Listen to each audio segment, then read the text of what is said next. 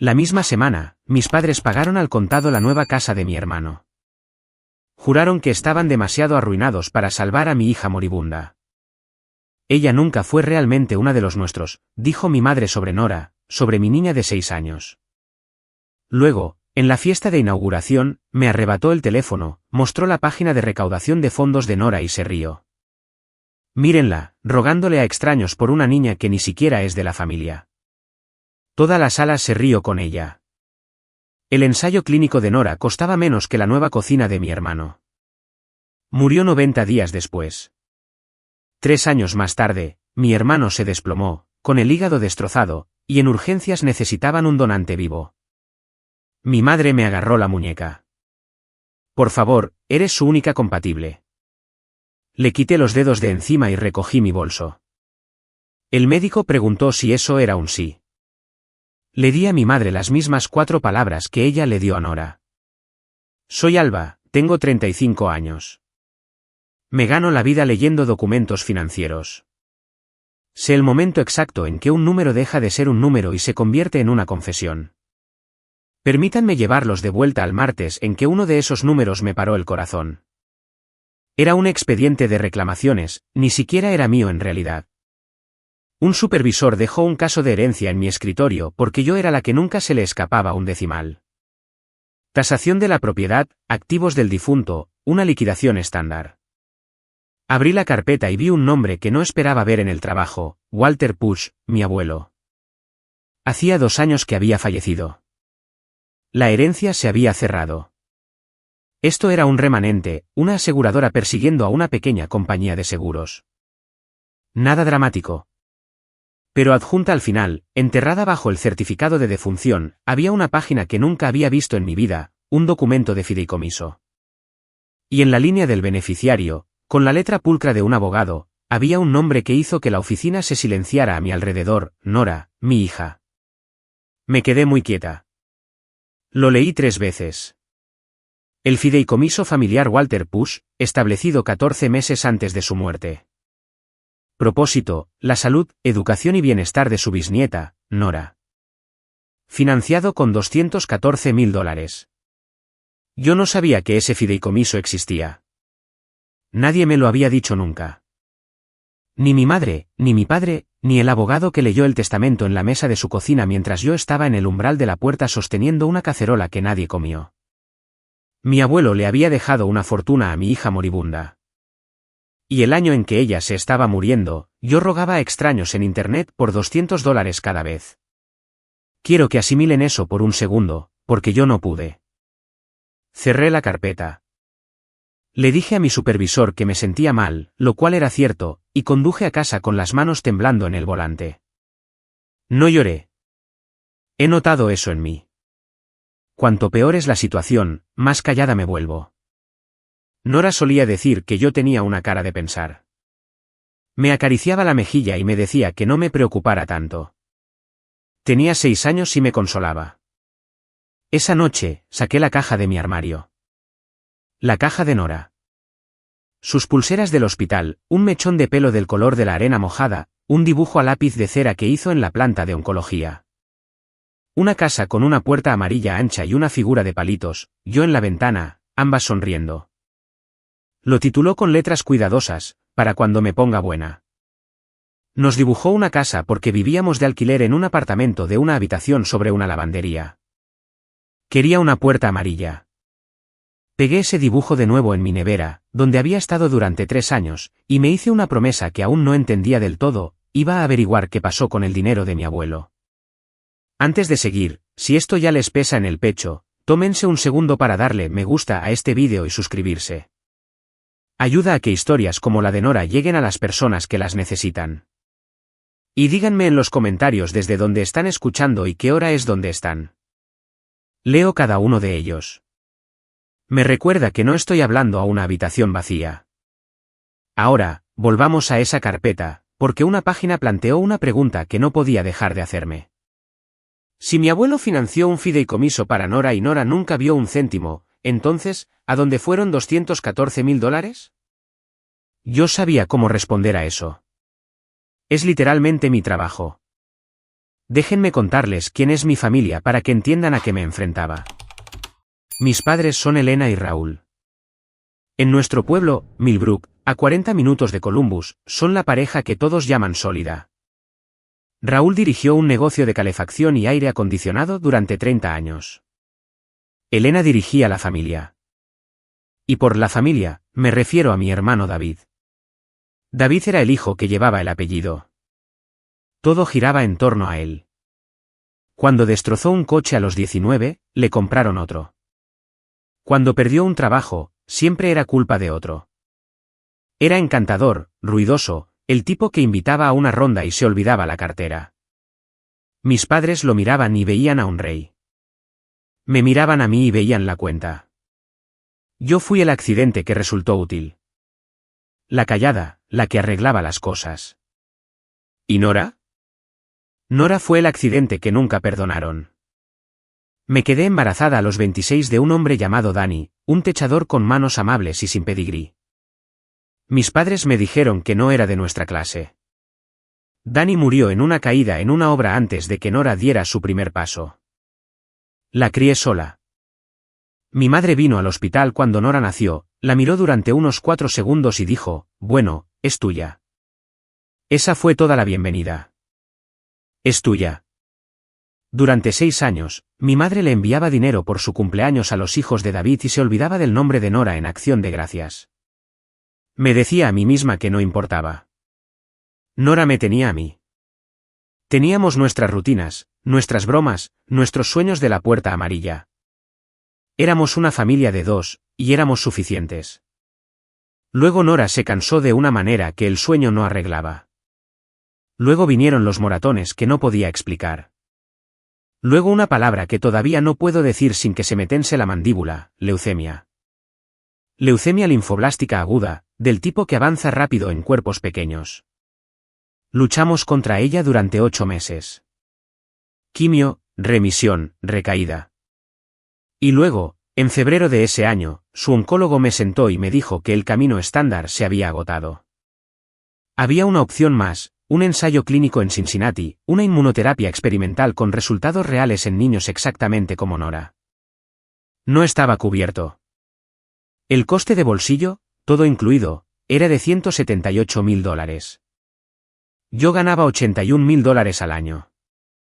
Tenía $9.000 en ahorros y una hija a la que se le acababa el tiempo. Así que hice lo que juré que nunca haría. Fui a ver a mis padres. Necesito que se imaginen esto porque lo he repasado 1000 veces. Su sala de estar, el sofá bueno en el que nadie se sentaba, mi madre con las manos cruzadas como si ya estuviera rezando por paciencia, mi padre sin levantar la vista de la televisión. Les hablé del ensayo. Les dije la cifra.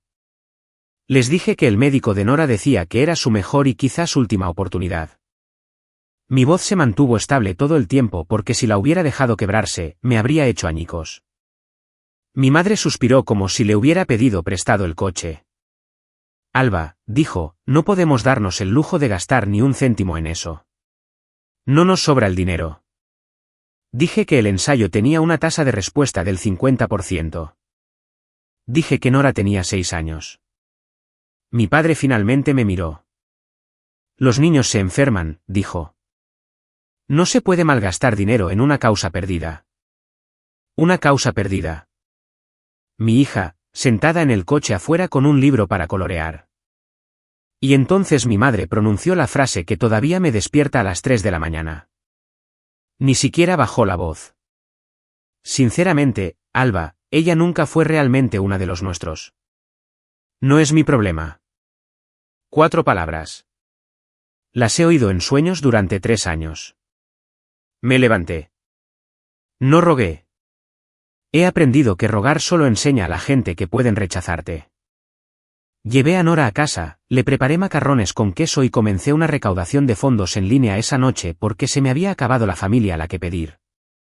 Aquí está la parte que me revuelve el estómago incluso ahora. Esa misma semana, esa exacta misma semana, mis padres pagaron al contado una casa de 4 dormitorios en la calle Sycamore para David. Un regalo de inauguración, lo llamaron, porque David y Marisol estaban empezando su familia, y la familia aparentemente era algo que se podía comprar al contado mientras tu nieta moría a 60 kilómetros de distancia. Dieron una fiesta y me invitaron.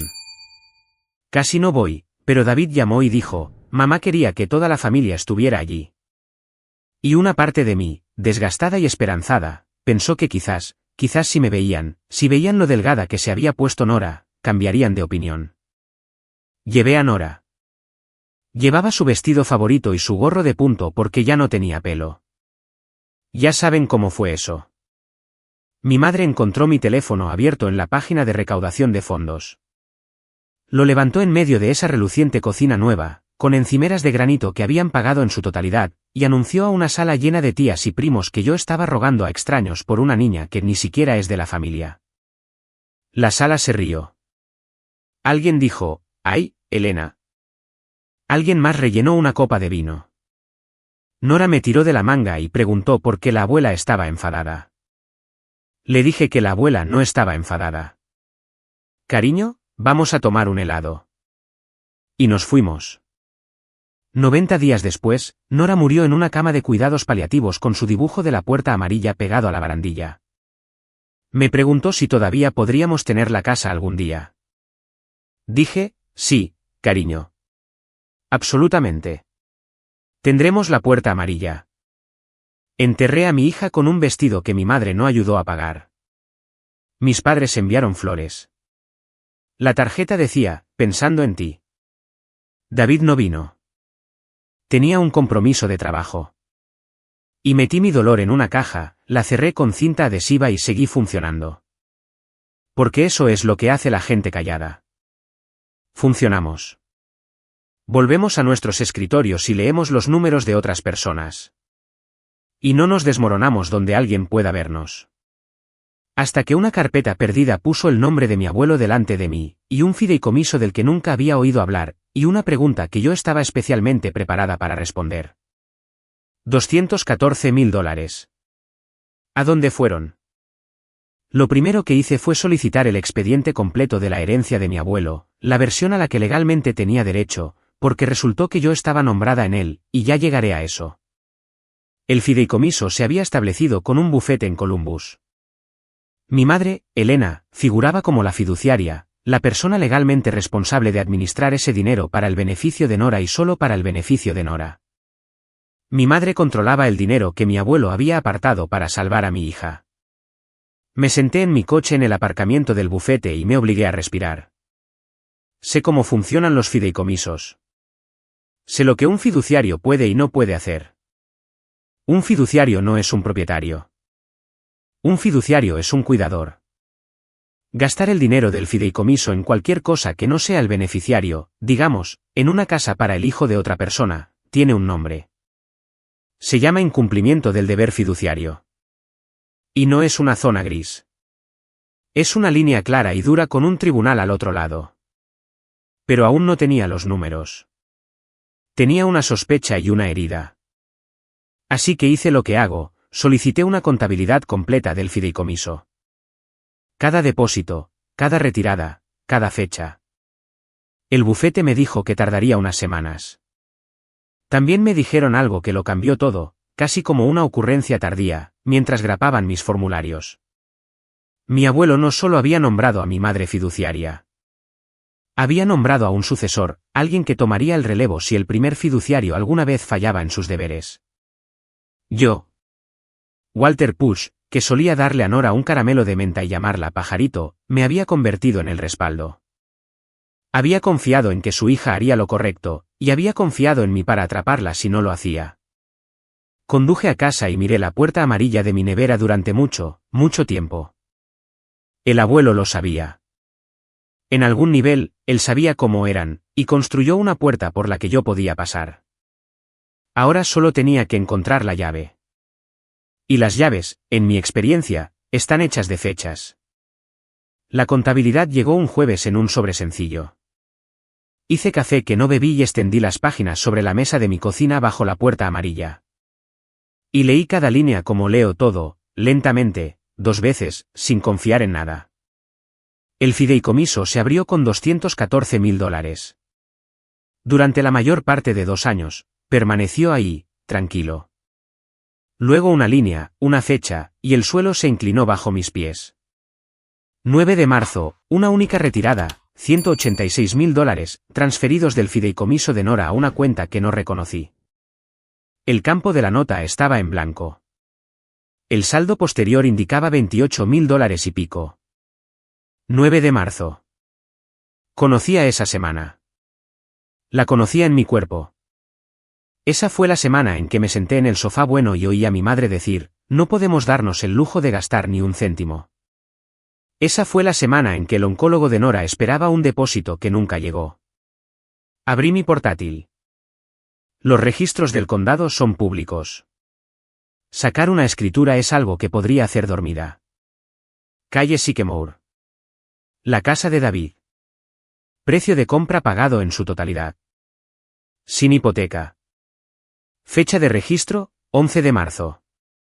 2 días después de que el dinero dejara a mi hija. Puse el extracto del fideicomiso junto a la escritura e hice las cuentas en voz alta, sola en mi cocina, porque alguien tenía que decirlo. $186.000 fuera del fideicomiso de Nora el día 9. Una casa comprada al contado el día 11. La cifra no solo era cercana. Cubría la compra y los costes de cierre casi al dólar. No solo se negaron a ayudar a mi hija. Tomaron el dinero que mi abuelo dejó para salvarla y lo gastaron en encimeras de granito para mi hermano. El ensayo costaba $178.000. Tenían $186.000. Tenían suficiente para salvarla y $8.000 de sobra. Y lo usaron para dar una fiesta en la que se rieron de mí. No grité. Les dije, cuanto peor es la situación, más callada me vuelvo. Me senté allí hasta que el café se enfrió y la luz cambió, sosteniendo el dibujo de Nora en una mano y un extracto bancario en la otra. Y comprendí, finalmente, exactamente qué era mi familia. Luego me levanté y busqué una abogada. Se llamaba Pilar Grady, y se ocupaba de litigios de herencias y fideicomisos en una casa reconvertida cerca del juzgado de Columbus. Tenía el pelo gris que no se teñía y una forma de escuchar sin interrumpir en la que confié de inmediato.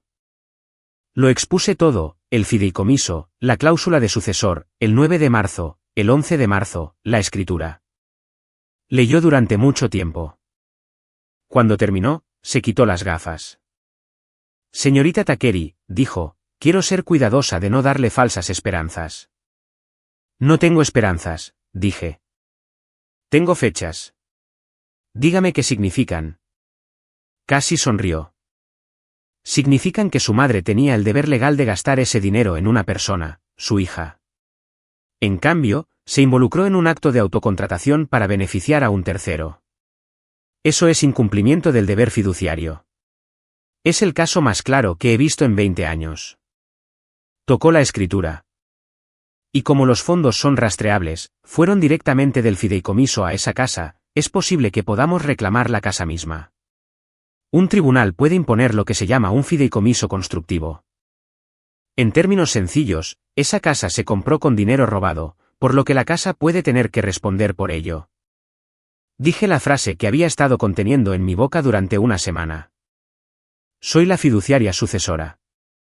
El abuelo me nombró. Las cejas de Pilar se levantaron medio centímetro. Para ella, eso fue un espectáculo de fuegos artificiales. Entonces no solo tiene un caso, dijo. Tiene legitimación para tomar el control del fideicomiso y exigir la devolución de cada dólar. Señorita, su abuelo le construyó una palanca. ¿Quiere usarla? Esto es lo que necesito que entiendan sobre ese momento. Usar esa palanca no traería a Nora de vuelta. Nada lo haría. Lo sabía desde el principio. Esto nunca iba a tratarse de ganar. Se trataba de que la verdad tuviera peso, de que un número se convirtiera en la confesión que siempre fue, en voz alta en un registro donde mi madre no pudiera reírse de ella. Úsela, dije. Pero primero, lo construí de la misma manera que construyo cada reclamación que he ganado, un documento a la vez, hasta que la imagen no pudiera ser discutida.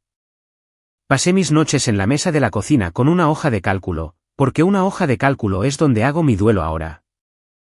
Los extractos del fideicomiso en una columna, los registros del condado en otra, las fechas emparejadas. El fideicomiso se abrió con $214.000. Permaneció intacto la mayor parte de 2 años. Luego, el 9 de marzo, menos $186.000. La casa se registró el 11 de marzo, pagada en su totalidad. Costes de cierre, impuesto de transmisiones, título. Saqué cada cifra que un registro público me podía dar. Y cuando sumé el precio de la casa a sus costes de cierre, el total fue de $185.000 y pico. Vaciaron el fideicomiso de Nora hasta el dólar exacto que la casa requería y se embolsaron la diferencia. Luego encontré lo que me revolvió el estómago más que la retirada. Enterrado en el expediente de la herencia había un pagaré de una página, un acuerdo de préstamo, afirmaba, entre el fideicomiso y David para la entrada. Estaba fechado el 8 de marzo, un día antes de la retirada. Ordenado, conveniente. Excepto que mi abuelo había muerto 5 meses antes, por lo que no podría haberlo aprobado. Y el fiduciario no puede prestar el fondo médico de una niña moribunda a su tío para una casa y llamarlo prudente. No era una prueba de que fueran inocentes. Era una prueba de que sabían el 8 de marzo que lo que estaban a punto de hacer necesitaba un disfraz.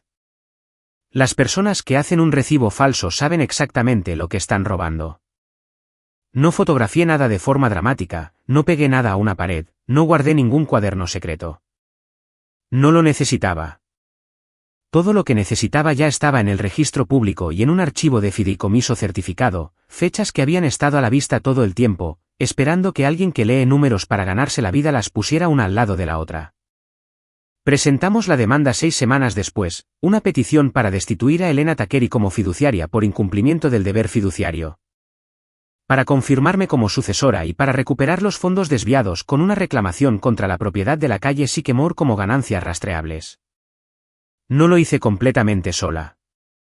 Y quiero nombrar a la única persona en el trabajo que lo hizo soportable, porque a la gente como ella no se la nombra lo suficiente. Isabel, en el departamento de reclamaciones, 2 escritorios más allá, 61 años y aguda como un alfiler. Me pilló una tarde mirando un extracto de fideicomiso en lugar de mi trabajo real. Y en lugar de denunciarlo, acercó una silla. Eso no es un expediente de reclamaciones, dijo. No, dije. Leyó mi cara por un segundo, de la manera en que las personas que han tenido sus propias guerras privadas pueden leer una cara. Sea lo que sea, dijo, hazlo bien y hazlo despacio. Y déjame cubrir tu escritorio cuando lleguen las fechas del juicio. No necesito la historia. Solo necesito que ganes. Y cada vez que tenía una audiencia, mis expedientes de alguna manera ya estaban resueltos cuando volvía, y ninguna de las dos dijo una palabra al respecto. Así es como se ve la ayuda real, silenciosa, sin público, lo opuesto a todo lo que mi familia hizo jamás. Y aquí es donde quiero que presten atención, porque a partir de este punto, había 2 historias desarrollándose al mismo tiempo. Estaba la historia que mi familia creía, y estaba la historia que yo estaba viviendo en realidad. Nunca coincidieron hasta el final. Y la brecha entre ellas lo es todo. La historia de mi familia era así: pobre Alba, inestable por el dolor, presentó una demanda sin sentido, y el abogado de la familia la desestimaría y todo desaparecería. Mi historia era así: yo ya había ganado. Simplemente aún no lo sabían. Antes de contarles cómo se enteraron, una pregunta rápida, y de hecho quiero su suposición. Cuando el abogado de mis padres finalmente respondió a esa petición, ¿qué creen que afirmaron que eran los $186.000 que faltaban?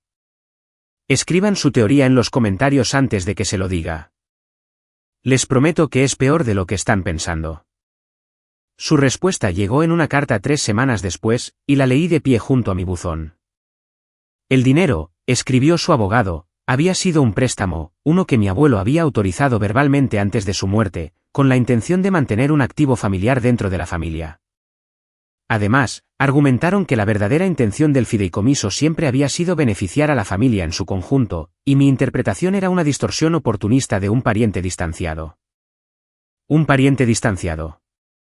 Eso es lo que era ahora. No la madre de la niña que el fideicomiso nombraba, una oportunista. Y luego la parte que realmente me asustó. Su abogado señaló que a la copia del fideicomiso que yo había presentado le faltaba la última página ejecutada, la página de la firma con el sello notarial y, crucialmente, la designación del fiduciario sucesor. Sin esa página, argumentaron, mi autoridad como sucesora no estaba establecida, y toda la petición debía ser desestimada. Me quedé helada en la entrada de mi casa porque tenían razón en una cosa. La copia en el expediente de la herencia estaba incompleta. La última página no estaba allí. Alguien la había quitado. Quiero ser honesta con ustedes sobre este tramo, porque fue el punto más bajo al que llegué antes del final. Durante unas 2 semanas, creí que podría perder. No porque estuviera equivocada, nunca estuve equivocada, sino porque la única hoja de papel que probaba que mi abuelo me eligió a mí había desaparecido. Y las personas que la habrían quitado eran las mismas que vaciaron el fideicomiso de una niña moribunda sin pestañear. Me quedaba despierta haciendo lo que el duelo hace por la noche, que es susurrar que le has fallado 2 veces, una cuando no pudiste salvarla, y otra cuando ni siquiera puedes hacer que signifique algo. Entonces recordé algo. El abuelo no confiaba fácilmente, y no confiaba en la mesa de la cocina de mi madre. Había usado un bufete de verdad, y los bufetes de verdad guardan los originales. El abogado que redactó el fideicomiso se había jubilado, pero el despacho no se había disuelto, se había fusionado. Llamé al bufete sucesor un lunes por la mañana con el corazón latiéndome como un conejo. Les di el nombre del fideicomiso, la fecha, el nombre de mi abuelo. Les dije que era la fiduciaria sucesora y que necesitaba una copia completa certificada del instrumento ejecutado. La asistente legal me puso en espera durante 11 minutos. Conté las baldosas del techo de mi oficina 3 veces. Luego volvió y dijo las palabras que lo cambiaron todo. Sí, señora. Tenemos el original completamente ejecutado en la bóveda, notarizado, todas las páginas, incluida la designación del sucesor. Una pausa. Nombra a Alba Taqueri. ¿Esa es usted? Esa soy yo, dije, y tuve que sentarme. Sacaron la última página de mi copia. No contaron con la bóveda. Había una cosa más en esa bóveda. Cuando llegó la copia certificada, venía con un segundo sobre más pequeño, con mi nombre escrito en él con una caligrafía que no había visto en años, estrecha, cuidadosa, anticuada. La de mi abuelo. La asistente legal dijo que la había dejado con las instrucciones del fideicomiso, para ser entregada al fiduciario sucesor, pero solo si el sucesor alguna vez tenía que actuar. Solo si. Él lo había sabido. En alguna parte silenciosa de su ser, Walter Push había conocido a su hija, y me había construido una puerta y me había dejado una nota pegada al otro lado. Me senté en mi coche y la abrí. Su letra temblaba hacia el final de las líneas, como la de un hombre enfermo. Alba, decía. Si estás leyendo esto, entonces lo que temía ha sucedido, y lamento no estar ahí para ayudarte a sobrellevarlo. Nombré a tu madre fiduciaria porque es lo que se supone que debes hacer. Y te nombré a ti después de ella porque te he observado toda tu vida, y eres la única en esta familia que nunca ha tomado lo que no era suyo. Nora es lo mejor que cualquiera de nosotros ha hecho jamás. Protégela. Y si ya han hecho lo que creo que podrían, entonces protege al próximo niño y al siguiente. El dinero solo es una herramienta. Siempre entendiste eso mejor que la gente que tenía más. Estoy orgulloso de ti. Siempre he estado orgulloso de ti, abuelo. La leí 4 veces en ese aparcamiento. Quiero decirles que me mantuve serena. No lo hice. Esa fue la única vez en toda esta historia que me desmoroné por completo. No por el dinero, no por la crueldad, sino por el simple hecho de que en una familia que pasó mi vida decidiendo que yo no era del todo una de ellos, un anciano me había visto claramente todo el tiempo y lo había escrito y guardado en una bóveda donde no podían quitármelo. Luego doblé la carta y la metí en mi bolso, y la llevé conmigo desde ese día. Estaba en mi bolso en el hospital. Es la razón por la que recogí ese bolso cuando me levanté. Cuando Pilar presentó el original certificado, el argumento de la autoridad no establecida murió en la página. Yo era la fiduciaria sucesora, confirmada, sellada y más allá de toda discusión. Y en el momento en que eso sucedió, la historia que mi familia se contaba a sí misma comenzó a desmoronarse a una velocidad que nunca vieron venir. Porque ahora no solo tenía una reclamación. Tenía el control. Pero mis padres aún no entendían lo que estaba pasando. Y esa brecha, esa hermosa y terrible brecha, es donde mi hermano comenzó a caer. La versión de los hechos de David, la versión que contaba en los bares y a cualquiera que quisiera escuchar, era que su hermana se había vuelto loca y venía a por el dinero de la familia. Él creía genuinamente que la casa era suya porque mamá y papá se la dieron. Punto. La idea de que había sido comprada con el fondo médico de su sobrina muerta no le pasó por la cabeza porque nadie en esa familia le había hecho enfrentar una consecuencia en su vida. Sé todo esto por Marisol, la esposa de David. Marisol me llamó un martes por la noche, y casi no contesto porque la última vez que habíamos hablado de verdad fue en el funeral de Nora, al que ella había asistido sola mientras David tenía su compromiso de trabajo. Su voz era débil. Alba, dijo, necesito preguntarte algo y necesito que me digas la verdad porque él no lo hará. Esperé. Esta demanda, dijo. ¿La casa? David dice que solo estás de duelo y siendo cruel. Pero encontré los papeles en su camioneta. El fideicomiso. Tenía el nombre de Nora. Se le cortó la respiración. Alba, ¿ese dinero? Se suponía que era para Nora. Miré la puerta amarilla de mi nevera. Cada céntimo, dije. Era para su tratamiento. Lo gastaron en tu cocina la semana que se estaba muriendo. No estoy siendo cruel, Marisol. Soy la única que dice la verdad. La línea estuvo en silencio durante mucho tiempo. Cuando volvió a hablar, su voz había cambiado, de la manera en que una voz cambia cuando una persona deja de defender a alguien y comienza a verlo. No lo sabía, susurró. Te juro por Dios, Alba, no lo sabía. Te creo, dije, y así era. Esa fue la noche en que la fachada de la familia se agrietó, aunque no lo sentirían durante semanas. Marisol dejó de encubrir la bebida de David. Dejó de poner excusas en las cenas de los domingos. Empezó a guardar sus propias copias de las cosas. Y cuando una persona de dentro deja de mirar hacia otro lado, todo lo oculto comienza a salir a la luz. Mis padres no sintieron nada de eso. Pilar les hizo notificar la demanda un sábado. La petición, la solicitud de contabilidad, la reclamación sobre la casa. Y después me enteré por Marisol exactamente cómo se lo tomaron, y eso te dice todo sobre quiénes son. Se rieron. Estaban en la cocina de David con los papeles en la encimera y lo trataron como una broma. Mi padre dijo, finalmente se ha vuelto loca. Mi madre dijo que su abogado lo desestimaría para el verano. Raúl se sirvió una copa. Nadie leyó más allá de la primera página. Nadie pensó en comprobar si una mujer afligida y callada que lee documentos financieros para ganarse la vida podría haber pasado un año construyendo algo de lo que no pudieran reírse. Ese es el regalo que te da la arrogancia cuando luchas contra ella. Estaban tan seguros de que yo era inofensiva que nunca miraron lo que realmente sostenía. Confundieron mi silencio con debilidad. La gente lo hace. Es el error más útil que alguien puede cometer sobre ti. Así que mientras se reían en esa cocina, Pilar y yo estábamos 3 movimientos por delante. Y cada movimiento ya estaba en papel, ya fechado, ya certificado en una bóveda. Pensaban que estaban presenciando una rabieta.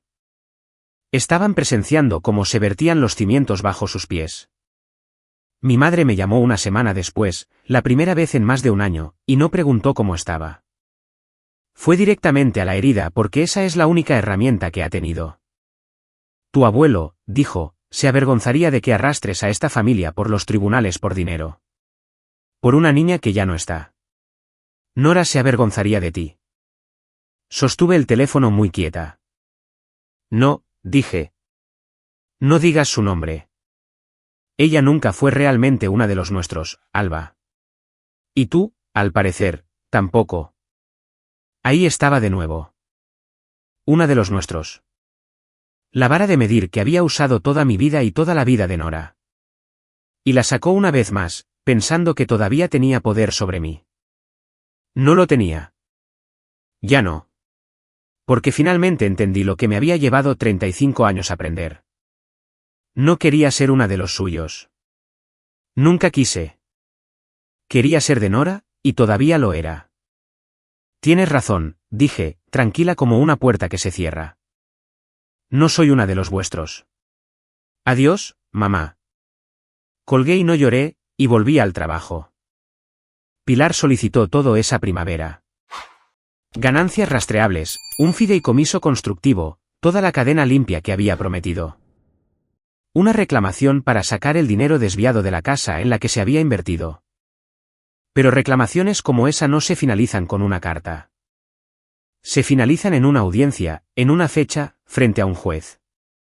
Y una fecha en un calendario era lo único a lo que mi familia nunca había tenido que enfrentarse. Si ganábamos, el tribunal restauraría los fondos al fideicomiso, y como el dinero vivía en las paredes de la calle Sycamore, la casa respondería por ello. David perdería la cocina de granito de la que mi madre se había jactado mientras mi hija iba a la tumba. Para mi familia, la casa se estaba perdiendo porque David bebía y David gastaba de más, y David no podía mantener un trabajo. Esa es la historia que contaron a los parientes. Nunca conectaron la casa que se caía con la hija silenciosa que leía sus fechas en un tribunal a 40 minutos de distancia. No podían imaginarme como una amenaza. Había pasado toda mi vida siendo la que arreglaba las cosas. Y nunca se les ocurrió que alguien que arregla cosas, si se le apunta en la otra dirección, es simplemente una demolición. Ya saben que la brecha entre su historia y la mía iba a colapsar. Pensé que colapsaría en un tribunal con Pilar leyendo fechas en un registro. En cambio, colapsó en una sala de urgencias a las 2 de la mañana con mi madre de rodillas. Pero eso todavía estaba a meses de distancia. Y antes de que sucediera, mi familia llevó a cabo una última campaña, la que intentaba hacerme desaparecer. Comenzó con las llamadas telefónicas, no de mis padres. Se habían quedado en silencio, dejando que su abogado hablara por ellos. Eran las tías, los primos. Personas que no habían llamado cuando Nora estaba enferma, que no se habían sentado conmigo en el funeral, de repente tenían mucho que decir sobre mi carácter. La tía Carmen fue la primera. Alba, cariño, esto ha ido demasiado lejos. Estás destrozando a tu madre. David podría perder su casa. ¿Es eso lo que Nora querría? Noté con qué facilidad decían su nombre ahora que era útil. No conociste a Nora, dije y colgué. Lo llamaron duelo que se había agriado hasta convertirse en algo feo. Me llamaron obsesionada, amargada, una mujer que no podía superarlo, que castigaba a los vivos por los muertos. Y entendí la estrategia porque es la más antigua que existe. Cuando no puedes discutir los hechos, discutes a la persona. Haz que el que dice la verdad sea el problema y nadie tendrá que mirar la verdad. Durante un tiempo, funcionó conmigo. No porque les creyera, nunca les creí, pero que 12 personas a la vez te llamen cruel es una especie de clima en el que tienes que estar, y hace frío. Me encontré con mi madre una vez durante todo esto en el pasillo de los cereales del Kroger de Millbrook. Tenía un carro lleno y buen humor. Aún no le habían notificado lo peor de los papeles, y todavía pensaba que su abogado lo haría desaparecer, así que me sonrió como si nada estuviera mal. Alba, cálida como nada. Te ves delgada. David y Marisol nos invitaron el domingo. Deberías ver lo que han hecho con el jardín. Esa casa fue lo mejor que hemos hecho por ese chico. Me quedé allí sosteniendo una caja del cereal que Nora solía comer, y no dije nada en absoluto porque sabía algo que ella no sabía. Sabía que lo mejor que hemos hecho por ese chico tenía ahora un gravamen, y una fecha de juicio, y un rastro de papel con el nombre de una niña muerta en la parte superior. Sabía que el jardín del que se jactaba ya no era, silenciosamente, de ellos. Disfruta tu domingo, dije, y empujé mi carro. Ni siquiera oyó la puerta cerrarse tras de ella. Eso es lo que pasa con la gente a la que nunca se le ha dicho que no. No reconocen el sonido de un no hasta que ya está cerrado. Luego apareció David. Vino a mi apartamento un sábado, borracho a las 11 de la mañana, y golpeó mi puerta hasta que los vecinos se asomaron.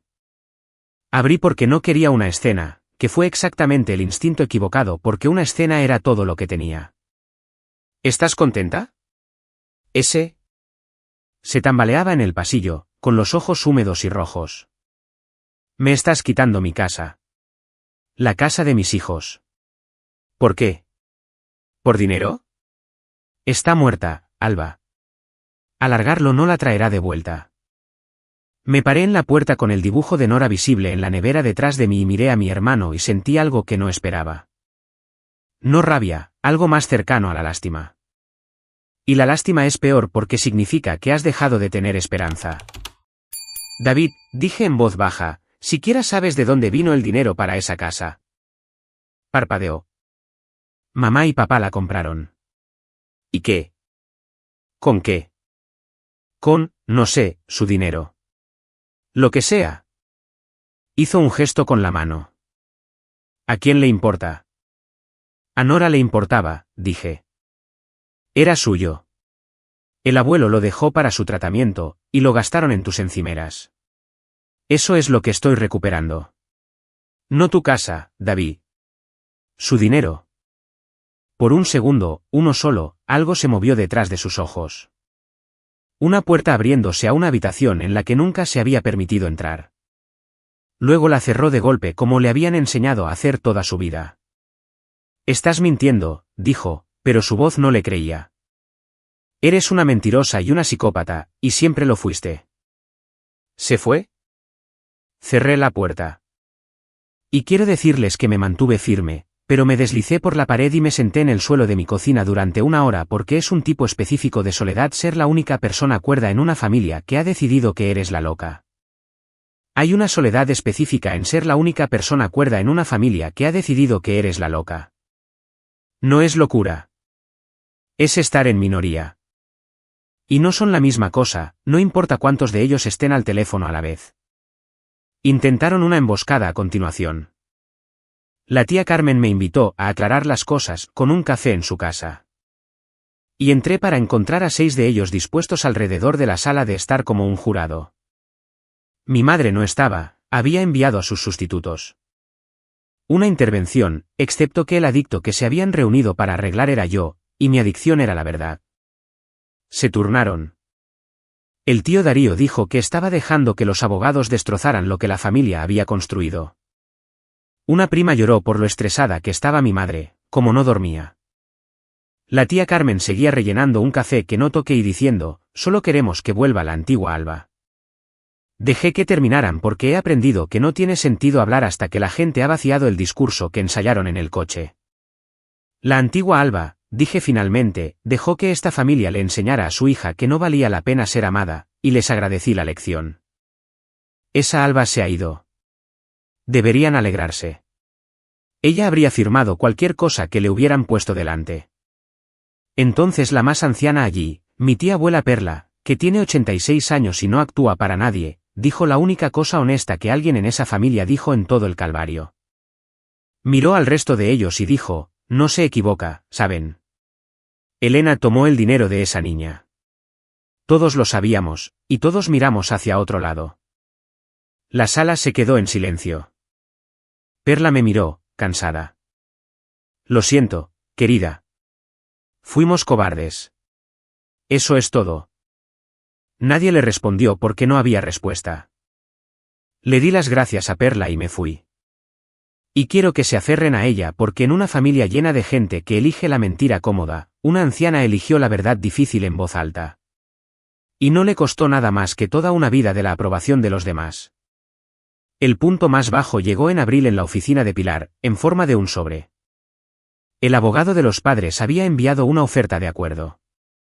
Si retiraba la reclamación contra la casa, solo la casa, mis padres restaurarían $40.000 al fideicomiso y considerarían el asunto cerrado discretamente.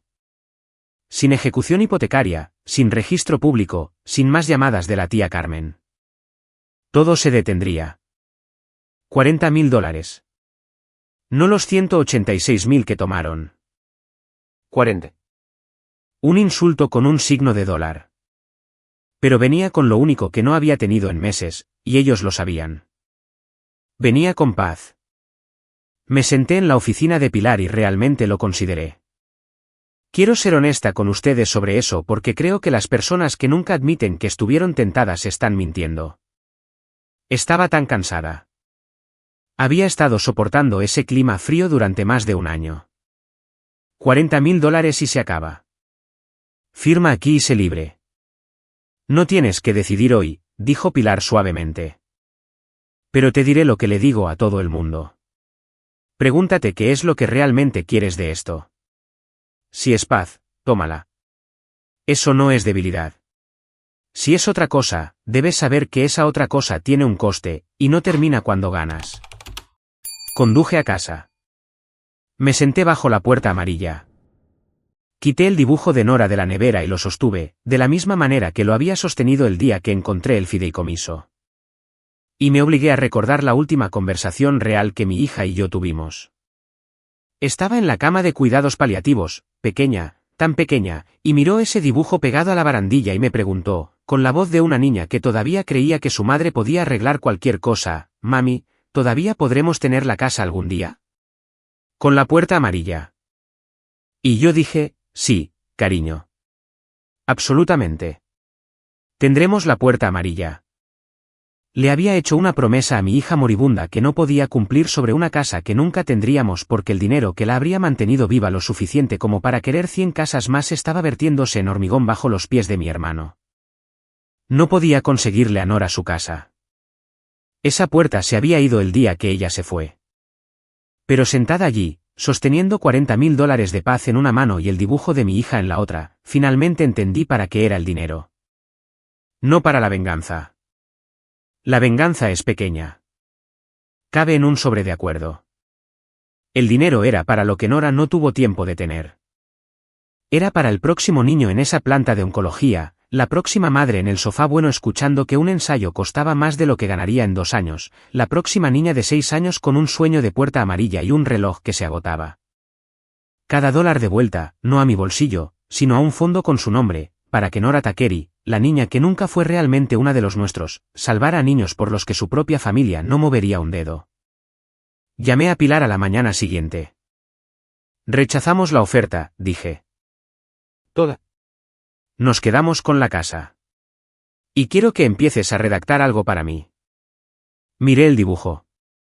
Un fondo de caridad. Oncología pediátrica. Con el nombre de mi hija. Ahí es donde irá cada dólar recuperado. Hubo una pausa en la línea, y cuando Pilar volvió a hablar, su voz no era nada abogadil. Ahora, eso, dijo, es la otra cosa. Vayamos a por ello. Desde ese día, ya no estuve cansada. Ese es el extraño regalo de saber finalmente para qué estás. Las llamadas seguían llegando y dejaron de afectarme. La tía Carmen podía llamarme agriada todo lo que quisiera. Sabía lo que estaba construyendo, y tenía una puerta amarilla. Antes de la audiencia, hice algo que no había hecho desde que Nora murió. Volví a la planta de oncología. Me dije a mí misma que era investigación, que si iba a crear un fondo, debía entender exactamente qué necesitaba pagar. Eso era cierto. También era una mentira. Volví porque necesitaba estar en el lugar donde ocurrió lo peor y demostrarme a mí misma que podía. La planta olía igual. Eso es lo que nadie te advierte. El olor no cambia, y te transporta directamente al pasado. Los mismos murales de animales de dibujos animados en las paredes fingiendo. El mismo pitido. Los mismos padres en la sala de espera familiar con esa postura particular de personas que funcionan sin dormir y con demasiada esperanza. Me senté en esa sala porque las piernas no me sostenían. Y una mujer se sentó frente a mí con un café de máquina expendedora y la mirada perdida que reconocí en mi propio espejo. Se llamaba Consuelo. Su hijo tenía 8 años. La misma enfermedad que Nora. La misma encrucijada. El tratamiento estándar fallando. Un ensayo en otra ciudad. Un número con demasiados ceros. Nos presupuestaron $160,000, dijo, mirando el café que no estaba bebiendo. Para el ensayo. Tenemos una recaudación de fondos. Llevamos $9,000. Se rió, y su risa se quebró. ¿9? Sigo haciendo las cuentas y las cuentas siguen diciendo que no. Las cuentas siguen diciendo que no. Conocía esas cuentas. Había vivido dentro de ellas. No le hablé de Nora. Tenía suficiente peso sin el mío. Pero le pregunté el nombre de su hijo y su recaudación de fondos, y los anoté. Puedo preguntar a qué te dedicas, dijo, buscando cualquier cosa que no fueran las cuentas. Parece que sabes de dinero. Leo documentos financieros, dije. Encuentro el número que dice la verdad. Casi sonrió. Debe ser agradable tener un trabajo donde la verdad a veces está en una página. Dije, es lo peor del mundo. Y me senté con ella mientras su café se enfriaba, como el mío se había enfriado en mi cocina un año antes. Dos mujeres a cada lado de la misma aritmética terrible, una de nosotras ya al otro lado y sin poder decirlo. Y entendí, finalmente y por completo, para qué era el dinero. No para castigar a mi madre. Mi madre se castigaría a sí misma gratis, para siempre, en la moneda de un hijo conectado a una máquina. El dinero era para Consuelo, para Samuel, para la próxima madre en esta misma silla, haciendo las mismas cuentas, escuchando el mismo no, para que una de ellas algún día pudiera escuchar un sí con el nombre de mi hija adjunto. Eso es lo que llevé al tribunal. No un rencor, un proyecto. La audiencia fue en junio en un pequeño tribunal de sucesiones con una mala luz fluorescente y un reloj que hacía un tic-tac lo suficientemente fuerte como para oírlo. Mis padres vinieron con su ropa de iglesia, flanqueados por un abogado que cobraba más por hora de lo que el ensayo de Nora costaba por día. Parecían confiados. Parecían personas que nunca habían perdido una sala.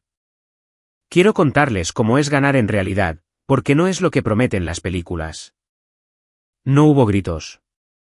Pilar no agitó un documento sobre su cabeza. Simplemente se levantó y expuso fechas. El 9 de marzo, dijo, la fiduciaria retiró $186.000 de un fideicomiso cuyo único beneficiario era una niña de 6 años en tratamiento activo contra el cáncer. El 11 de marzo, esa misma suma compró una casa al contado para el hijo de la fiduciaria. El beneficiario no recibió nada. El beneficiario murió ese mayo. Una pausa, lo suficientemente larga. El instrumento del fideicomiso está aquí, certificado de la bóveda del bufete redactor. Nombra a la niña. Nombra a la fiduciaria sucesora, mi cliente. No hay ambigüedad, señoría. Solo hay una fecha, una cantidad en dólares y una casa. El abogado de mis padres se levantó y argumentó la palabra préstamo. Argumentó la autorización verbal de un hombre muerto. Argumentó la intención familiar. Y vi cómo la cara del juez hacía lo que había esperado 3 años para ver, la paciencia educada de alguien que ya ha tomado una decisión y está dejando que el registro se complete. Letrado, dijo el juez cuando terminó, su cliente tenía dinero en fideicomiso para una niña moribunda y lo gastó en una casa para otra persona. ¿Hay una versión de esos hechos que no sea un incumplimiento? Porque no la estoy escuchando. El abogado no tenía nada. No había nada que tener. Lo había sabido desde un jueves en mi cocina, pero saberlo y escuchar a un juez decirlo en voz alta son 2 pesos diferentes. Y el segundo es el que finalmente me dejó respirar. El tribunal destituyó a mi madre como fiduciaria. Me confirmó como sucesora. Ordenó que se restauraran los fondos desviados e impuso el fideicomiso constructivo en la calle Sycamore, con la ejecución hipotecaria a seguir si la herencia no podía pagar de otra manera, lo cual no podía. El dinero de mi abuelo volvía a casa, y seguiría volviendo, dólar por dólar, a un fondo con el nombre de mi hija. Mi madre se volvió para mirarme mientras salíamos. Su cara no mostraba arrepentimiento. Nunca lo hizo. Era algo peor.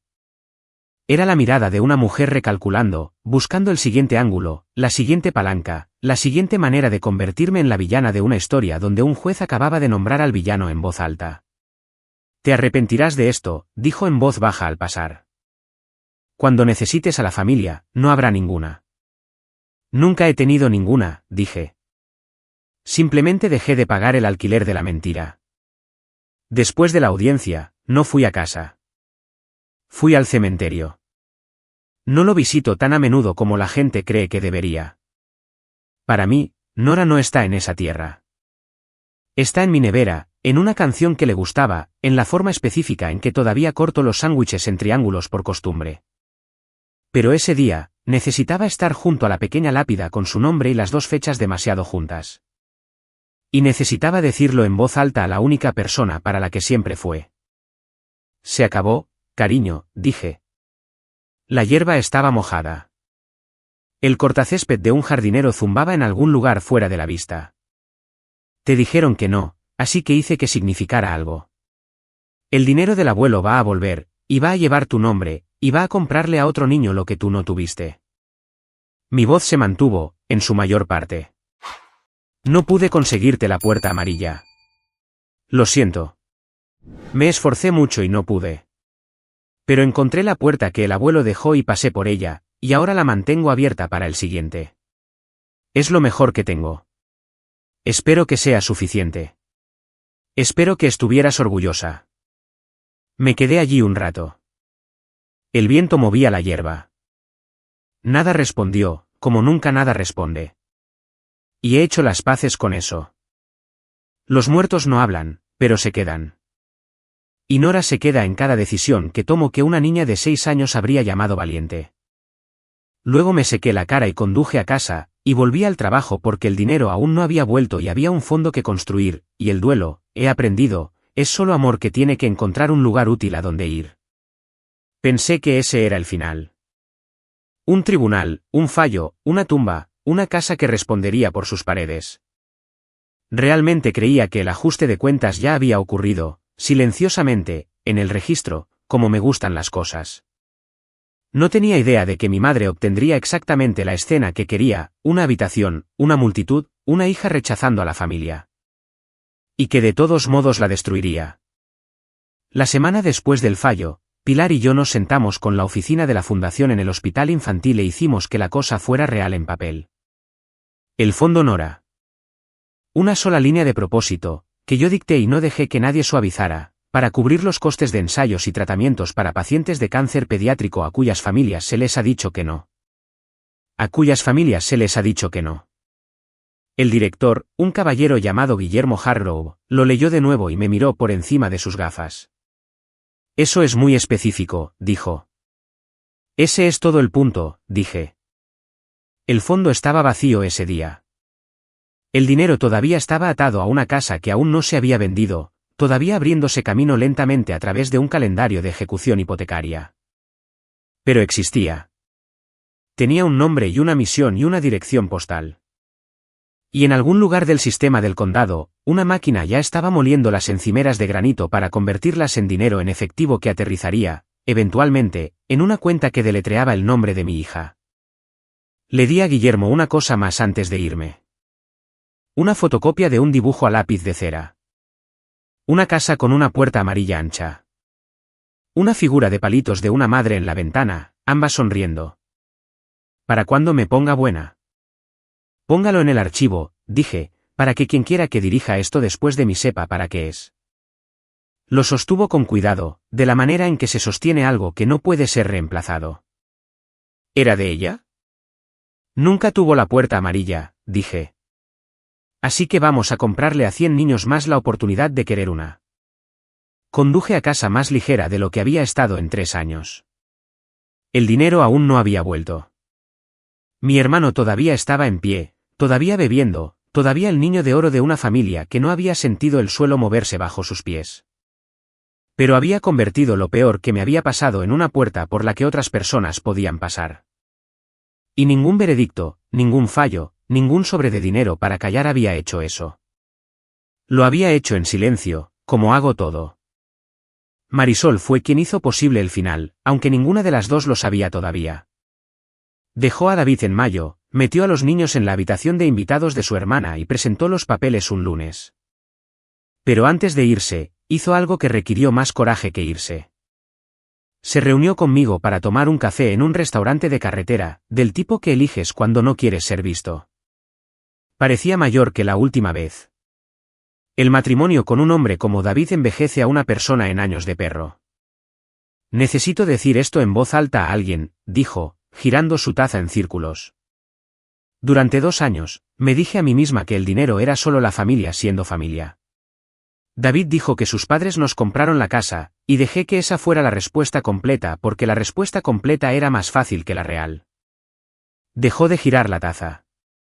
Luego presentaste la demanda, y leí el fideicomiso, y vi el nombre de una niña pequeña en él, y no pude dejar de verlo.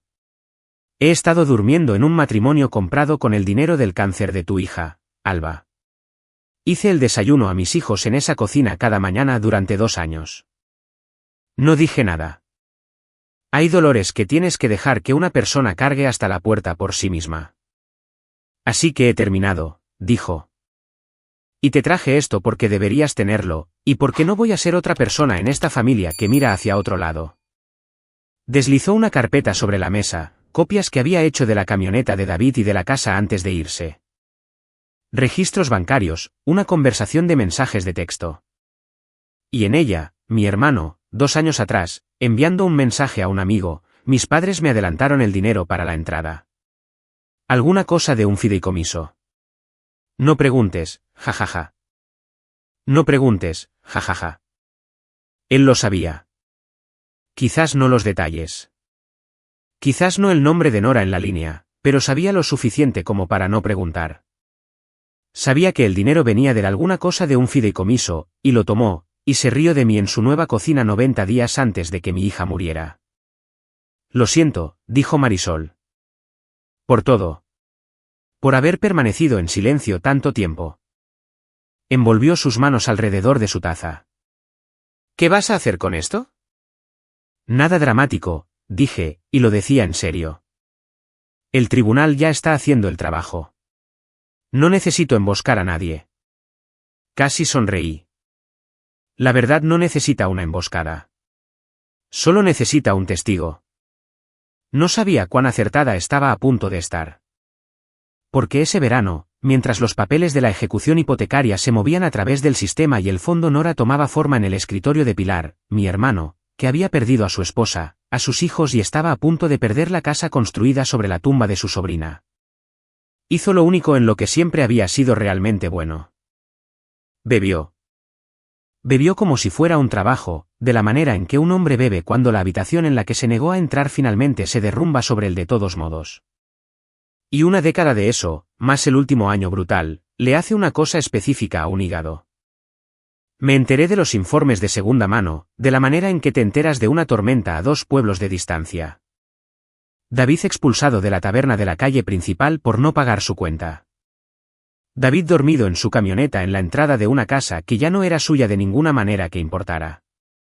Marisol me llamó una vez, preocupada a pesar de todo, y dijo que se había presentado en la escuela de los niños oliendo a destilería y que le habían negado la entrada. Incluso entonces, la historia de mis padres se mantenía. No era el dinero. No era la vergüenza. Era solo David siendo David. No podían permitirse conectar su colapso con la verdad porque la verdad tenía sus huellas dactilares. No sentí ningún triunfo al verlo. Quiero ser honesta sobre eso. No hay victoria en ver a un hombre ahogarse en la piscina que sus padres cavaron para él. Sentí esa cosa plana y gris que sientes cuando una consecuencia que predijiste llega exactamente a tiempo y no ayuda a nadie. La llamada llegó a las 2 de la mañana de un martes de julio. Número desconocido. Casi dejo que suene. Era mi madre. No me había llamado desde el día que le dije que no dijera el nombre de Nora. Su voz era algo que nunca antes le había oído, despojada, quebrada, sin ninguna vara de medir. Alba, es David. ¿Está? Oh, Dios, Alba. Dicen que es su hígado. Dicen que necesita. Tienes que venir. Tienes que venir al hospital. Por favor. Por favor. De la mujer que me dijo no es nuestro problema mientras mi hija se moría. Me senté en la oscuridad. Miré la silueta de la puerta amarilla en la nevera, apenas visible a la luz de la farola. Voy, dije. No por ella, ni siquiera por él. Iba porque finalmente entendí que la verdad solo necesita un testigo. Y estaba a punto de entrar en una habitación llena de ellos. El hospital estaba en Columbus, el grande regional, y a las 2 de la mañana, tenía ese zumbido de poca luz que tienen los hospitales, como si el propio edificio contuviera la respiración. Encontré la sala de espera de la UCI quirúrgica siguiendo señales que había leído antes, 3 años antes en un edificio diferente para una persona diferente. Mis padres ya estaban allí.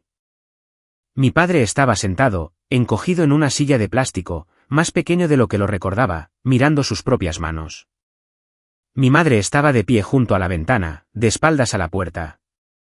Cuando se giró y me vio, su cara hizo algo complicado. Alivio y cálculo, mezclados como siempre. Viniste, dijo. Llamaste, dije. ¿Qué dicen los médicos? Me lo contó a trozos, y mi padre llenó los huecos, y tardamos un rato porque ninguno de los dos entendía las palabras que repetían. Pero he leído suficientes expedientes médicos como para traducir. El hígado de David había fallado. No estaba fallando, había fallado. Años de bebida lo habían cicatrizado sin remedio, y el último año brutal había convertido un lento declive en un colapso. La palabra que los médicos seguían usando era descompensación. Su cuerpo se estaba envenenando a sí mismo porque el órgano que filtra el veneno había dejado de funcionar. Estaba estable por ahora gracias a las máquinas, pero estable en esa habitación era una palabra que hacía mucho trabajo. Luego vino la espera, que es el verdadero trabajo de una noche de hospital. Nos sentamos bajo la luz zumbante. Mi padre no habló. Mi madre, sin embargo, mi madre no podía quedarse quieta en silencio, así que lo llenó. Y al llenarlo, me mostró exactamente quién seguía siendo. Primero, estaba asustada, y eso era real. Y durante unos 20 minutos, casi me hablando. Luego se aburrió de estar asustada y recurrió a las viejas herramientas. Empezó a narrar una versión de la historia en la que siempre había estado ahí para sus hijos. Les dimos todo a ustedes, los niños, dijo a las máquinas expendedoras, a nadie. Nadie puede decir que no proveímos. No dije nada. Hay algo que sucede cuando dejas de darle a una persona sus líneas de guión. Siguen actuando, pero la actuación empieza a tambalearse porque están acostumbrados a un compañero de escena. Alrededor de las 3, una enfermera vino a darnos noticias y mi madre se transformó en un instante. Manos cruzadas, barbilla temblorosa. Por favor, es mi bebé el que está ahí dentro. La enfermera se fue y la barbilla dejó de temblar en el instante en que la puerta se cerró. Había visto ese mismo cambio toda mi vida. Simplemente nunca lo había visto desde fuera, frío y claro como una grabación. Mi teléfono vibró. La tía Carmen, de todas las personas, ya despierta, ya enviando mensajes de texto, dicen que David necesita un donante. Tienes que ayudarlo, Alba. No dejes que tu dolor te convierta en un monstruo. Eran las 2:40 de la mañana, y la máquina ya se estaba poniendo en marcha antes de que un solo médico hubiera dicho la palabra. Mientras ellos orbitaban a mi alrededor, yo fui a un lugar al que no podían seguirme. Pensé en la última vez que me había sentado en un hospital durante toda la noche en una silla exactamente como esta, escuchando una máquina diferente mantener viva a una persona diferente. La línea de oxígeno de Nora hacía un sonido como el mar. Conté sus respiraciones hasta que los números se volvieron borrosos, y nadie, ni mi madre, ni mi padre, ni la tía Carmen, se había sentado en la silla a mi lado. Ni una noche, ni una hora. Había pasado cada noche de hospital de la vida de mi hija sola. Y sentada allí a las 3 de la mañana, haciendo las cuentas como siempre hago, entendí algo con total claridad. Las personas que me pedían que me gastara por David nunca habían gastado ni 5 minutos por Nora. Lo que sea que le debiera a esta familia, ya lo había pagado, sola en una silla contando respiraciones. La cuenta estaba cerrada.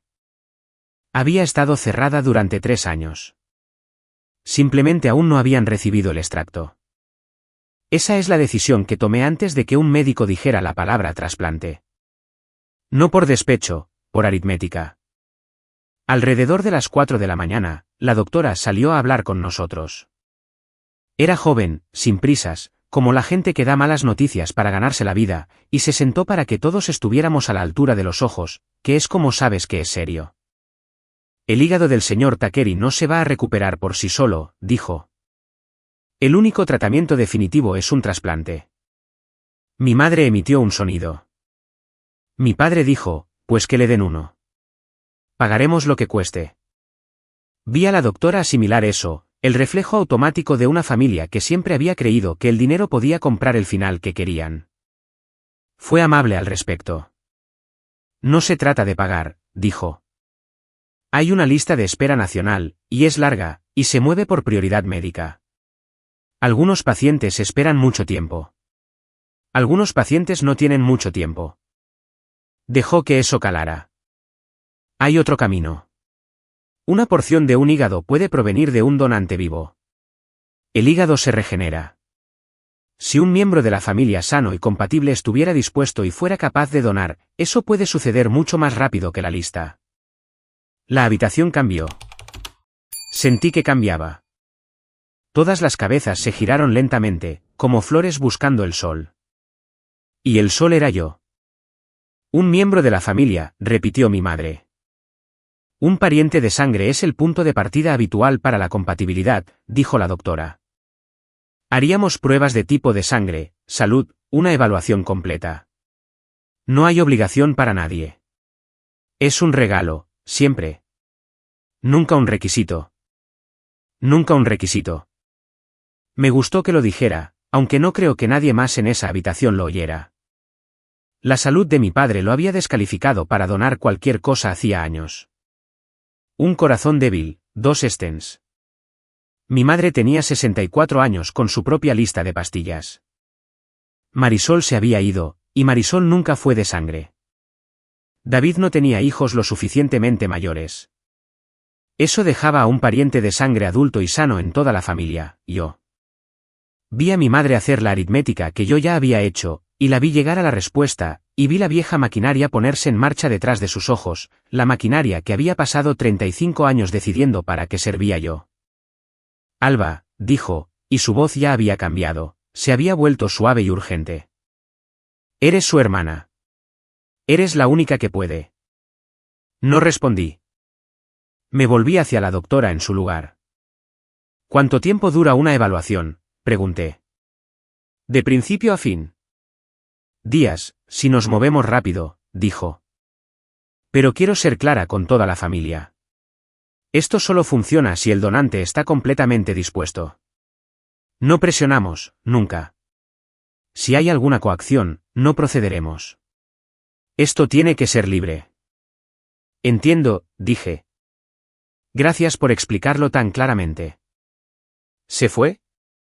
Y la presión comenzó antes de que la puerta terminara de cerrarse. Permítanme pausar la habitación allí con la boca de mi madre abriéndose porque quiero llevarlos de vuelta por un momento, en fragmentos, de la manera en que me volvió a mí mientras estaba sentada en esa silla de plástico. Para que entiendan lo que realmente se me estaba pidiendo. No sangre. Algo más antiguo que la sangre. Recordé el sofá bueno. No podemos darnos el lujo de gastar ni un céntimo en eso. Recuerdo llevar a Nora a casa y abrir mi portátil y escribir una súplica a extraños por mi propia hija, y la decisión que tomé esa noche de que rogaría al mundo entero antes de volver a rogarles a ellos. Mantuve esa promesa hasta que ellos me rogaron a mí. Recordé la planta de oncología, un martes, Nora conectada a una vía, preguntándome por qué la abuela nunca venía a visitarla como las otras abuelas. Tenía 5 años. Le dije que la abuela estaba muy ocupada. Lo pensó y dijo, no está ocupada. Simplemente no le gustó. Y lo dijo sin llorar, de la manera en que los niños dicen la verdad que te has estado mintiendo a ti mismo. Y decidí en ese momento que Nora nunca se sentiría como si estuviera audicionando para un amor que nunca llegaría. Así que me convertí en ambos. Fui la madre y la abuela y toda la familia. Y fue suficiente porque lo hice suficiente. Y recordé el hospicio, la puerta amarilla. ¿Podremos tener la casa algún día? Sí, cariño. Absolutamente. Había decidido, sosteniendo su mano, que pasaría el resto de mi vida cumpliendo alguna versión de esa promesa, incluso después de entender que la literal se había ido. Ahora estaba aquí en otra habitación estéril, y la misma familia que dejó que el reloj de mi hija se agotara me pedía que reiniciara el de mi hermano. Y no lo pedían como un regalo, como la doctora dijo que tenía que ser. Lo pedían como siempre me habían pedido todo, como si se lo debiera. Como si ser útil fuera el alquiler que pagaba por existir. Mi madre cruzó la habitación y se arrodilló frente a mi silla, realmente se arrodilló en el linóleo del hospital, y tomó mis manos entre las suyas, y sus anillos presionaron fríos contra mis nudillos. Por favor, dijo. Alba, por favor. Es tu hermano. Sé que las cosas no han estado. Sé que hemos tenido nuestros problemas, pero esto es vida o muerte. No puedes dejar que tu hermano muera por una demanda. Por dinero. La sangre es la sangre. La sangre es la sangre. De la mujer que le dijo a una niña de 6 años moribunda que nunca fue realmente una de los nuestros. Y en ese preciso momento en que mi madre estaba de rodillas, mi padre mirando, las máquinas respirando por David al final del pasillo, una cuarta persona entró en la sala de espera, Marisol. Y detrás de ella, resoplando con su abrigo de domingo a las 4 de la mañana, la tía Carmen. Y un paso detrás de ellas, con un portapapeles en la mano, la coordinadora de trasplantes, que venía a averiguar si esta familia tenía un donante. La habitación estaba llena ahora, llena de testigos. Mi madre todavía sostenía mis manos, todavía diciendo por favor. Y cada persona en esa puerta esperaba escuchar lo que diría la hija útil. La miré, y por primera vez en mi vida, no le tenía miedo a mi madre en absoluto. No dije que no. Todavía no. Quiero que entiendan por qué, porque es importante. Si hubiera dicho que no en el acto, en la puerta, con todos cansados y asustados, habrían pasado el resto de sus vidas contando una historia en la que yo era la mujer fría que se negó a su hermano moribundo en la oscuridad. Toda mi vida, ellos habían controlado la historia. Esta vez, quería que la verdad tuviera la habitación a la luz, con testigos que no pudieran desoírla. Así que hice algo que sorprendió a todos. Me agaché y ayudé a mi madre a levantarse. Levántate del suelo, mamá, dije suavemente. Te harás daño en las rodillas. Luego a la coordinadora, me gustaría saber cómo funciona la evaluación. En algún lugar donde podamos sentarnos, todos nosotros. La coordinadora, su placa decía Renata Álvarez, miró alrededor de la habitación y tomó una decisión. Hay una sala de consulta familiar al final del pasillo, dijo. Usemos esa. La sala de consulta era pequeña. Una mesa redonda, una caja de pañuelos de papel colocada allí por personas que saben para qué es la habitación, un cuadro de un faro en la pared. Nos sentamos, mis padres a un lado, yo al otro, Marisol a mi lado sin que se lo pidieran, lo que me dijo todo sobre dónde se encontraba ahora. La tía Carmen merodeaba junto a la puerta como un alguacil. Renata sacó una carpeta y comenzó. Lo explicó de nuevo con cuidado, de la manera en que explicas algo que necesitas estar legalmente seguro de que todos entendieron. Un trasplante de hígado de donante vivo, una cirugía mayor para el donante, riesgo real, semanas de recuperación, una cicatriz de aquí a allá, evaluación médica y psicológica completa primero. Y la parte que dijo 2 veces, mirándome cada vez, el donante tiene que estar completamente dispuesto, no sentirse culpable, no presionado. Si percibo alguna coacción en esta familia, estoy éticamente obligada a detener el proceso. Una donación tiene que ser un regalo gratuito, o no sucede en absoluto. Ella lo entiende, dijo mi madre rápidamente. Alba siempre ha sido la que da, ¿verdad, cariño? Y ahí estaba, la palabra dar, empuñada como una correa. Había sido la que daba toda mi vida de la misma manera que un cajero automático da. Tengo algunas preguntas, le dije a Renata, ignorando a mi madre. Financieras. Son relevantes, lo prometo. Renata asintió. Adelante. Cuando un paciente necesita un trasplante, el equipo mira el cuadro completo, ¿verdad? Situación en el hogar, apoyo, capacidad para recuperarse de forma segura, vivienda. Así es. La recuperación post-trasplante necesita un entorno estable. Me volví por primera vez hacia mi padre. Papá, dile a la amable coordinadora dónde se va a recuperar David. Describe su entorno hogareño estable. La boca de mi padre se abrió y no salió nada. Porque mi padre sabía, era el único en ese lado de la mesa que sabía completamente que la casa de David estaba a 3 semanas de una venta por ejecución hipotecaria. Que la cocina de granito ya estaba, en todos los sentidos que importaban, perdida. Sí. Se quedará con nosotros, dijo mi madre, llenando el silencio, sin entender la trampa en la que estaba cayendo. Hay mucho espacio. ¿Verdad? Dije. Pronto no lo habrá. Diles por qué, papá. Alba. La voz de mi padre era baja, una advertencia que había oído toda mi infancia. Este no es el momento. Es exactamente el momento, dije. Todos en esta sala están a punto de que se les pida que salven la vida de David. Creo que tienen derecho a saber cómo perdió David su casa primero. ¿No crees? La habitación se quedó quieta. La tía Carmen frunció el ceño. Renata miró entre nosotros, sintiendo como el suelo se movía bajo una conversación que pensaba que era sobre tipos de sangre. Marisol puso la mano plana sobre la mesa como si se estuviera preparando para una tormenta. Mi madre se rió, esa risa ligera y despectiva que usaba para hacer desaparecer las cosas. Alba está confundida. Hay una disputa legal tonta. No es nada. Drama familiar por la herencia de un anciano. La herencia del abuelo, dije. Hablemos de la herencia del abuelo. Y quiero ser clara sobre cómo hice esto, porque no fue un grito. Les dije, cuanto peor es la situación, más callada me vuelvo.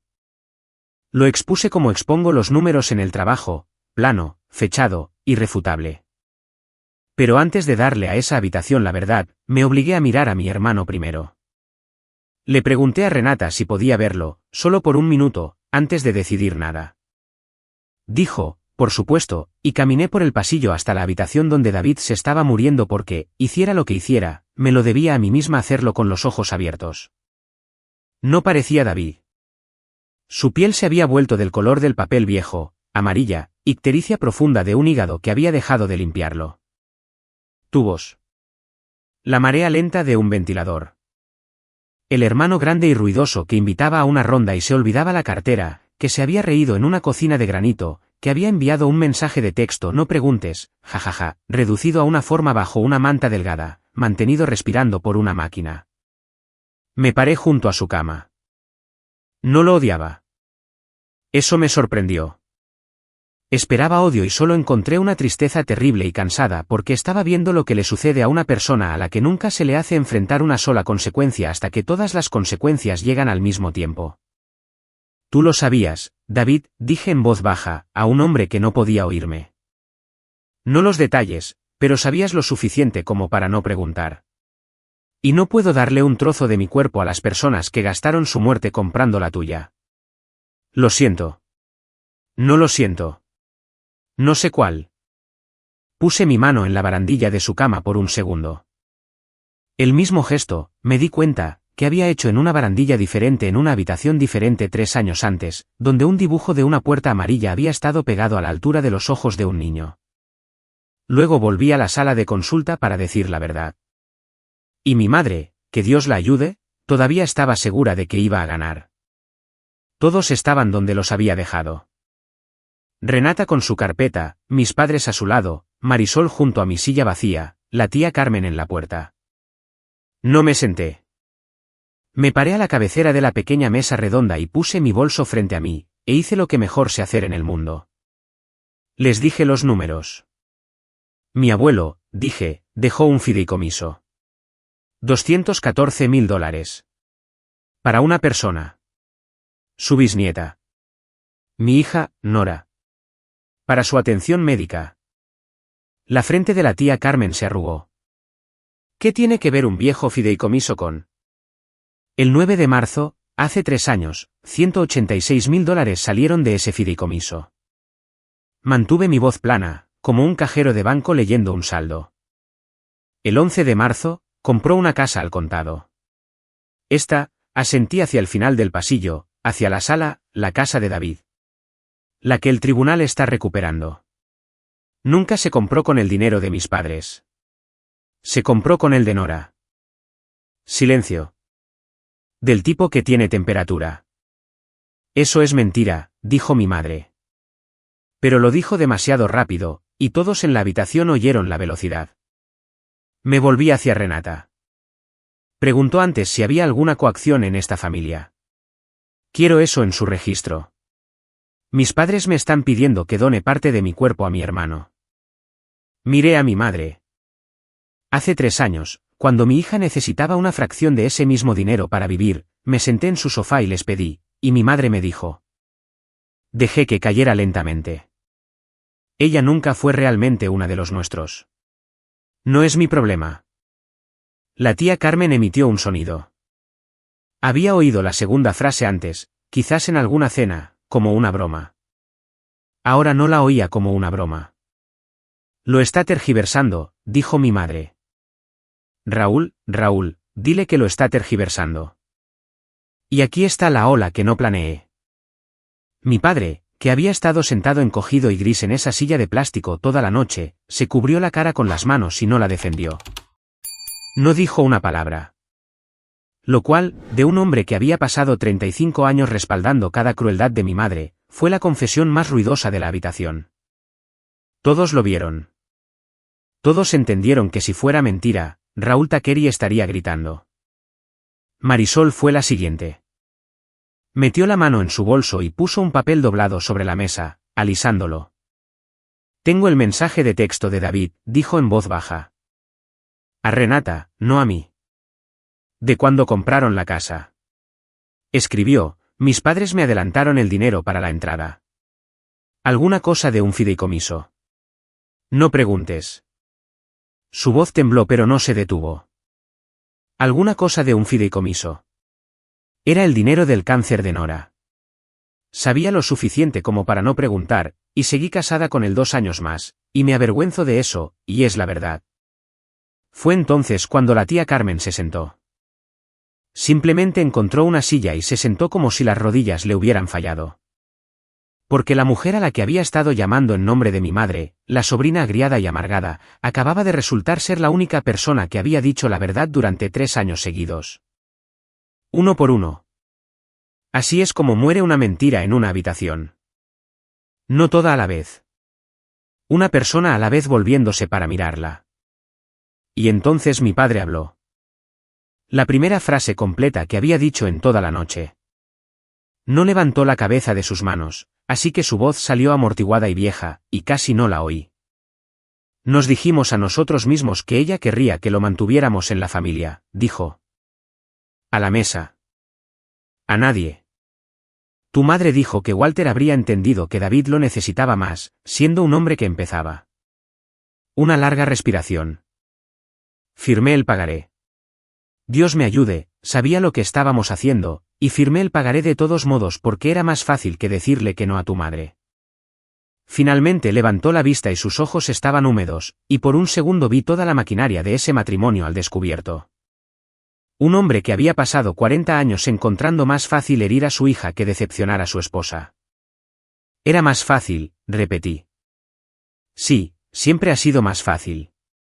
Esa es toda la historia de esta familia, papá. Elegiste lo fácil por encima de Nora, y lo fácil tiene una factura, y acaba de llegar. Volvió a cubrirse la cara con las manos. No discutió. No quedaba nada que discutir, y todos en esa habitación lo sabían. Renata había dejado de tomar notas. Solo observaba ahora, de la manera en que se observa la llegada de una tormenta. Mi madre sintió que la habitación se le escapaba e hizo lo único que sabía hacer. Rodeó la mesa y volvió a arrodillarse frente a mí, frente a todos ellos ahora. Y lloró. Y le concederé esto, las lágrimas parecían reales. La desesperación es real, incluso en personas que nunca han sentido nada más. Alba, cariño, por favor. Me equivoqué. ¿De acuerdo? Me equivoqué con Nora. Me equivoqué en todo. ¿Es eso lo que necesitas oír? Lo diré. Lo diré delante de todos. Se aferró a mis manos. Pero es tu hermano. Se está muriendo. Haya hecho yo lo que haya hecho, él no lo hizo. No puedes castigarlo por lo que yo. Él lo sabía, mamá, dije. No preguntes, jajaja. Él lo sabía. Entonces castígame a mí, gritó, y su voz resonó en el cuadro del faro y en la caja de pañuelos. Castígame a mí, no a él. Quédate con la casa. Quédatelo todo. Pero tienes que salvarlo. Eres la única. Eres la única compatible. Dios te puso aquí para esto. No, dije. Solo eso. No, y la habitación se quedó muy silenciosa porque se dieron cuenta de que lo decía en serio. Dios no me puso aquí para esto, dije. Conduje hasta aquí en la oscuridad porque una máquina está respirando por tu hijo, y alguien tenía que hacerlo. Pero no soy un cajón de repuestos, mamá. Nunca fui el fondo de emergencia de la familia, y nunca iba a ser su banco de órganos. Me enseñaste exactamente lo que hace esta familia cuando alguien a quien no ama necesita ser salvado. Me lo enseñaste en un sofá con las manos cruzadas hace 3 años. Recogí mi bolso. Solo soy la primera persona en esta familia que ha aprendido la lección que estabas enseñando. Mi madre me miró fijamente. Entonces, eso es. ¿Realmente vas a...? No pudo terminar. Renata sí pudo. La coordinadora, haciendo su trabajo con delicadeza, necesitando que quedara claro para el expediente, hizo la única pregunta que quedaba. Y ahí estaba. Todo, 3 años, reducido a una palabra en una pequeña habitación llena de las personas que me habían hecho quien era. Miré a mi madre de rodillas, esperando. Le di las mismas 4 palabras que ella le dio a Nora. No es mi problema. Luego a Renata, eso es un no. Pónganlo en la lista. La real, la justa. Donde espera como el hijo de cualquier otra persona tuvo que esperar. Donde Nora esperó. Me puse la correa de mi bolso en el hombro. Espero que consiga uno. Lo digo en serio. Espero que un extraño sea más amable con él de lo que su familia fue con mi hija. Y salí de esa habitación, pasando junto a la tía Carmen que no me miraba y mi padre que no podía. Y la voz de mi madre se rompió detrás de mí en sonidos que ya no formaban palabras. No corrí. Nunca he huido de esa familia. Simplemente caminé a mi propio ritmo, saliendo por las puertas corredizas hacia una mañana de julio que se había convertido, de alguna manera, en día mientras estábamos allí dentro. Y por primera vez en 3 años, el peso que había estado cargando desde una habitación de cuidados paliativos se movió. No se fue, nunca se irá, pero lo llevaba de manera diferente porque finalmente entendí que no me había negado a salvar a mi hermano. Me había negado a dejar que decidieran una vez más que la vida de mi hija era la barata. Así es como terminó, las partes que importan. David vivió. Un hígado llegó a través de la lista 6 días después, de un extraño. De la manera justa. De la manera en que todas las demás familias tienen que esperar. De la manera en que Nora esperó. Sobrevivió a la cirugía. Lo último que supe es que estaba sobrio. Unos meses, un día a la vez, en un apartamento alquilado porque la casa ya no estaba. La venta por ejecución hipotecaria se cerró en otoño. Ahora viven extraños en ella. Espero que la traten con amabilidad. No es culpa de la casa con que fue comprada. Mis padres no perdieron a David. Perdieron la historia. En un pueblo como Millbrook, la historia lo es todo. Y para el invierno, toda la congregación sabía lo que Elena y Raúl habían hecho con el fideicomiso de una niña moribunda. Porque la tía Carmen tiene la boca muy grande y una conciencia que apareció 3 años tarde. Mi madre dejó de ir al Kroger donde solía presumir. Esa es su sentencia. Vivir dentro de la verdad en el pueblo que finalmente la escuchó en voz alta. No mantuve contacto, no con un discurso. Simplemente dejé de responder, de la misma manera que cancelas una factura por un servicio que nunca fue entregado. Y el dinero volvió a casa, dólar por dólar, de las paredes de la calle Sycamore al fondo Nora Takeri.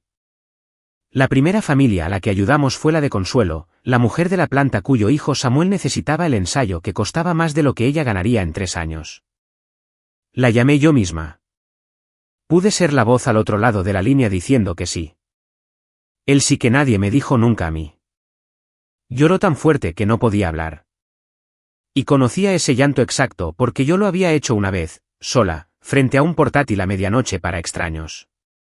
Samuel está en remisión. Le dibujó al fondo una tarjeta de agradecimiento. Es una casa con una puerta amarilla ancha. Enmarqué el dibujo de Nora. Ahora cuelga en la oficina de la fundación, bajo en la pared, a la altura de los ojos de un niño, donde las familias en la peor semana de sus vidas pueden verlo mientras esperan. Las 2 en la ventana, sonriendo. ¿Para cuándo me ponga buena? Si han llegado hasta aquí conmigo, si alguna parte de esto vive en su propia familia, en un sofá en el que una vez se sentaron, en un no que recibieron cuando rogaban por un sí, les pediré una cosa. Y no es un me gusta o un comentario, Aunque son bienvenidos a dejar ambos. Vayan y encuentren a quien sea que su familia llame, no es realmente de los nuestros. Y sean la persona que decide que sí lo es. Esa es la única venganza que alguna vez valió la pena. Eso es todo. La gente pregunta si me arrepiento. De rechazar a mi hermano, de romper la familia, de decir esas 4 frías palabras mientras mi madre se arrodillaba en el suelo de un hospital. No. Porque mi madre pasó 35 años midiendo quién era realmente uno de los nuestros. Y nunca entendió que la crueldad era el acto de medir. Nora nunca fue una de los suyos. Era mía. Y eso siempre, siempre fue suficiente.